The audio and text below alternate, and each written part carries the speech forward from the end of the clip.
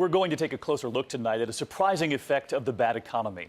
Lawmakers in Kansas may soon ban the state's death penalty because it costs too much. But would that short-circuit justice, or is it just a new attack from death penalty opponents? Here's Jan Crawford Greenberg.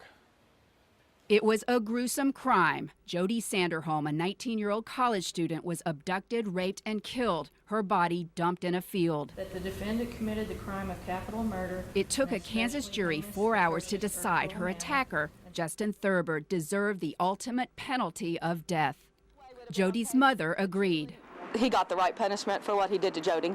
But in the future, killers like Thurber could be spared the death penalty because of the nation's economic crisis. Some Kansas lawmakers say it's just too expensive to put people to death. Senate Bill 208 to abolish the death penalty. A legislative committee this week spent 2 days debating whether the state should abolish the death penalty to save money and instead send people like Thurber to prison for life. The average death penalty case cost the state of Kansas $1.26 million, compared to $740,000 for life in prison.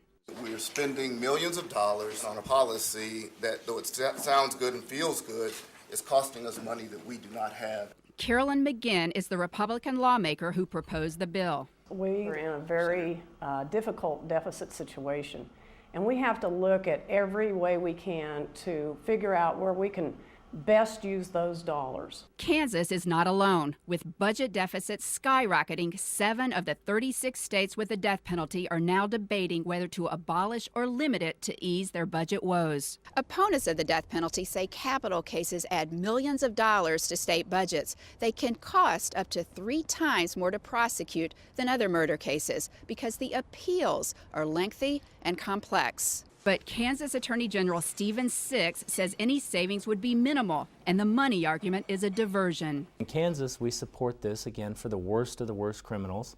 And I think the argument on the economics is just sort of another attempt to convince people for a reason that hasn't succeeded in the past. Families like the Sanderholms say punishing the killers is worth the cost. You can't put a price on justice. You can't put a price on my sister's life. Kansas lawmakers will vote on the issue next week. Jan Crawford Greenberg, ABC News, Washington.